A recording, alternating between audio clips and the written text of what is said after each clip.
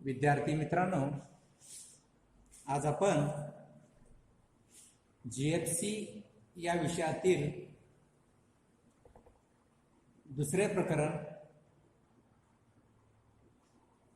बाजारपेठ मूल्यमापन याचा अभ्यास करणार आहोत. गेल्या व्हिडिओमध्ये आपण उद्योजकीय जीवनक्रम या प्रकरणातील उद्योजकीय ध्येय निश्चिती व त्याची उद्दिष्टे हे पाहिलं.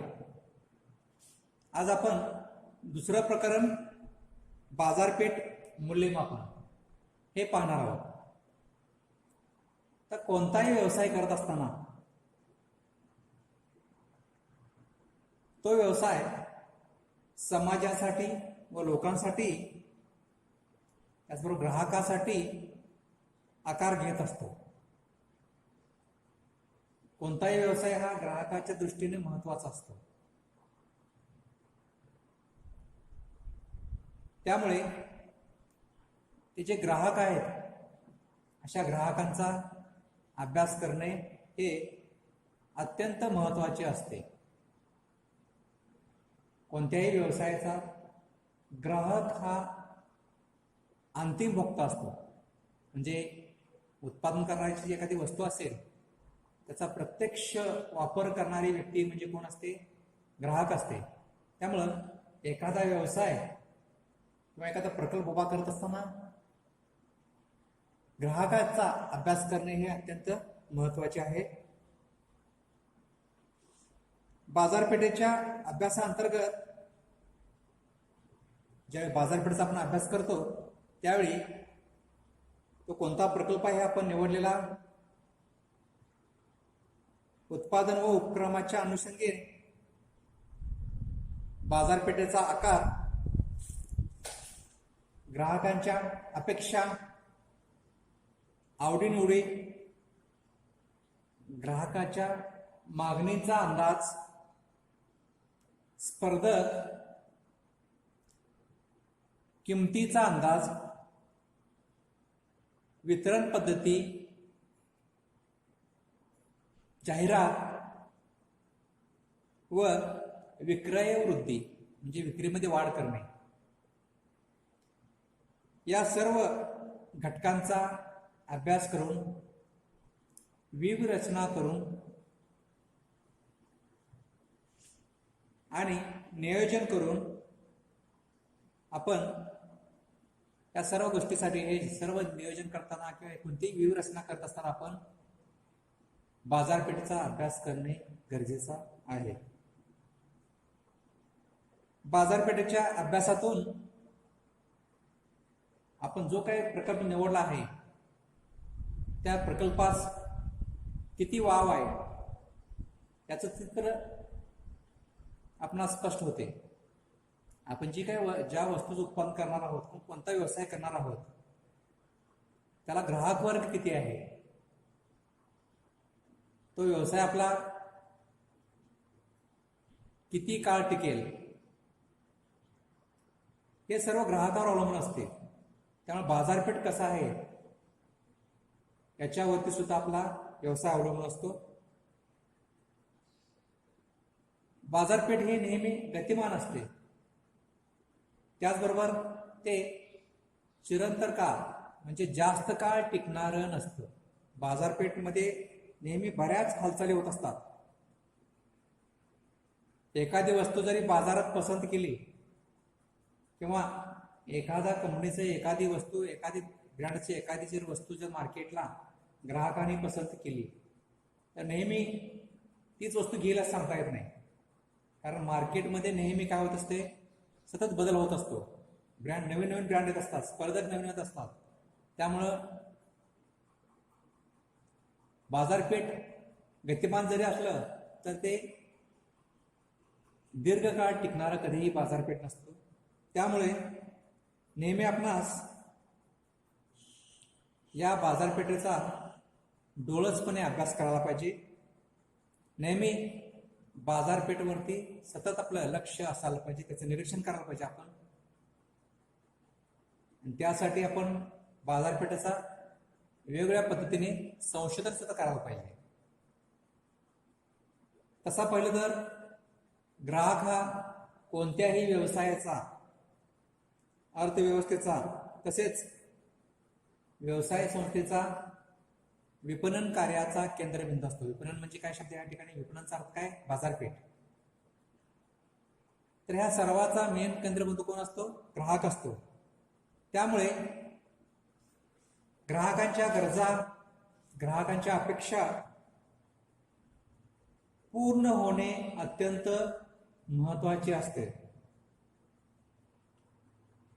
ग्राहकांच्या गरजा, वैयक्तिक आवडीनिवडी, त्यांची पसंती, बदलते तंत्रज्ञान आणि मानसिक अनुकूलता या घटकाचा ग्राहकाच्या क्रय प्रेरणेवरती परिणाम होत असतो. त्यामुळे ग्राहकाचे परीक्षण करणे, त्यांच्या वर्तनाचा अभ्यास करणे अत्यंत महत्त्वाचे आहे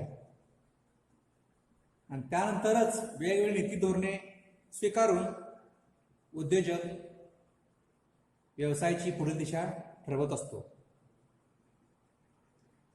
वस्तू आणि सेवाच्या बाबतीत ग्राहकाला समाधान देऊन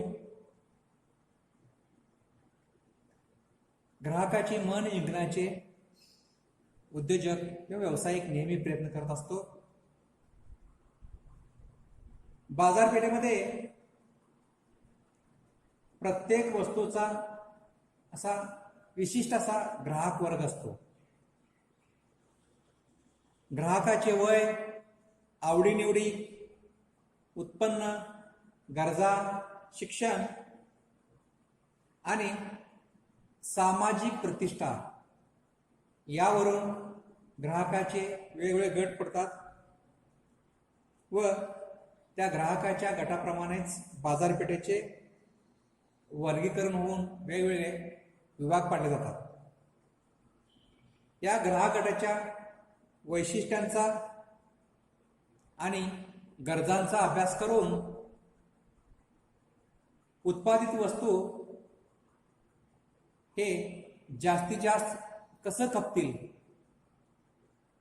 याचा विचार केला जातो आणि त्या पद्धतीने विक्री योजना केली जाते. त्या पद्धतीने त्याची ॲडव्हर्टाइजमेंट,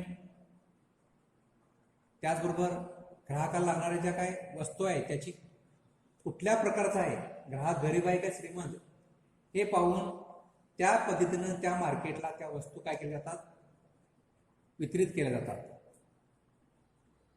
तर बाजारपेठ मूल्यमापन याचा विचार करत असताना आपण वस्तूचे उत्पादन झाल्यापासून ते ग्राहकाच्या हातात ती वस्तू पडेपर्यंत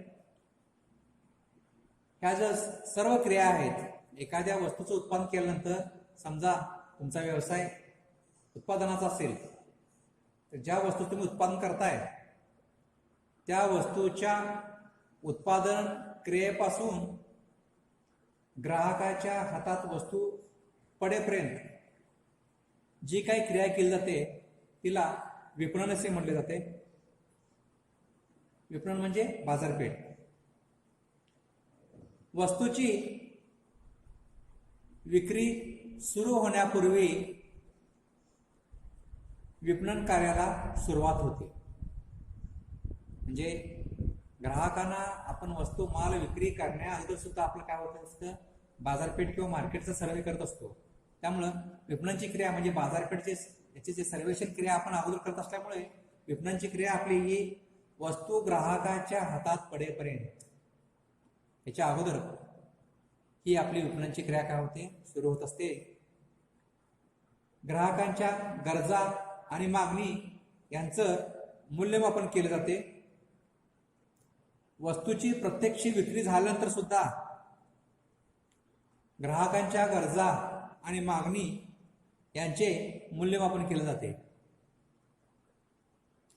ग्राहकांच्या गरजा समजावून घेण्यासाठी मागणीचे आणि वर्तन मूल्यमापनाचा भाग आहे आणि वर्तनाचे मूल्यमापन करण्यासाठी विपणन संशोधनाचा एक कार्यक्रम हाती घेतला जातो. विपणन संशोधन हा बाजारपेठ मूल्यमापनाचा एक प्रकारचा हा भाग आहे. संशोधन विपणन संकल्पनेत येणाऱ्या कोणत्याही समस्येबाबत विचार केला जातो. विपणन संशोधनाच्या कार्यक्रमामध्ये ग्राहकांची संख्या व स्थान, त्यांच्या आवडीनिवडी,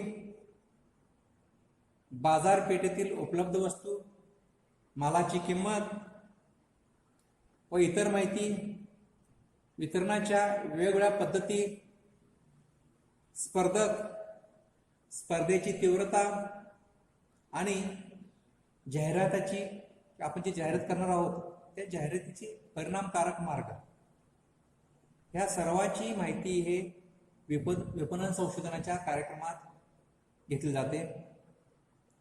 या माहितीच्या आधारे उत्पादकाला आपल्या विपणन विषयक कार्यक्रमाचे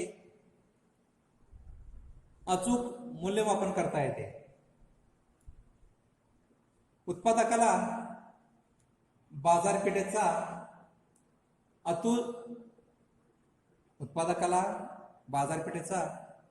अचूक अंदाज घेता येतो व त्यामुळे मागणीचे स्वरूप आणि त्याचं प्रमाण सुद्धा आपणास ठरवता येते.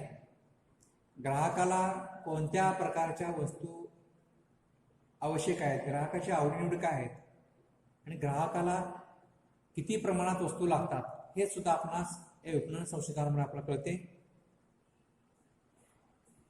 यानंतर आपण बाजारपेठ मूल्यमापन याची व्याख्या पाहणार आहोत.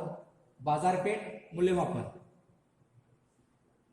तर बाजारपेठ मूल्यमापन म्हणजे काय? बाजारपेठेचे निरीक्षण करून विविध पैलूची माहिती जमा करणे, माहितीचे पृथक्करण करणे व बाजारपेठेतील मागणीचा अंदाज, उपभोक्त्याचे वर्तन, उपभोक्ता म्हणजे कोण? ग्राहक. उपभोक्त्याचे म्हणजे ग्राहकाचे वर्तन, स्पर्धक, वितरण पद्धती इत्यादी विषयी विश्लेषण करणे म्हणजे बाजारपेठ मूल्यमापन होय. ही व्याख्या परत येता बघा. ही व्याख्या परत तुम्ही वहीत लिहून घ्यायचं आहे. महत्वाची व्याख्या आहे. बाजारपेठ मूल्यमापन म्हणजे काय? बाजारपेठेचे निरीक्षण करून विविध पैलूंची माहिती जमा करणे, माहितीचे पृथक्करण करणे व बाजारपेठेतील मागणीचा अंदाज, उपभोक्त्याचे वर्तन, स्पर्धक, वितरण पद्धती इत्यादी विषयी विश्लेषण करणे म्हणजेच बाजारपेठ मूल्यमापन होय. यामुळे विपणनाचा म्हणजे बाजारपेठेचा एक नियोजनबद्ध आराखडा तयार करता येतो. या बाजारपेठेच्या मूल्यमापनामध्ये ग्राहकाचा वर्ग, ग्राहकाच्या आवडीनिवडी, त्याचबरोबर ग्राहकाला कोणत्या प्रकारच्या वस्तूची मागणी किती आहे हे सुद्धा आपणास कळते. त्या सर्व घडामोडी जर पाहिलं आपण, ग्राहक हा या बाजारपेठ मूल्यमापनामध्ये महत्वाचा घटक आहे. तर ग्राहक म्हणजे काय? ग्राहक म्हणजे कोण असणारा? उत्पादन मालाचा प्रत्यक्ष उपभोग घेणारे व्यक्ती म्हणजे कोण आहे? ग्राहक आहे. ग्राहक हा बाजारपेठ म्हणजे विक्रय केल्याचा महत्वाचा एक घटक आहे. समाजाचा घटक असणारा हा गरीब किंवा श्रीमंत असू शकेल, अशिक्षित असेल, शिक्षित असेल, विविध वस्तूचा व सेवाचा उपभोग घेण्याकरता त्या ग्राहकाला वस्तूची खरेदी करावी लागते.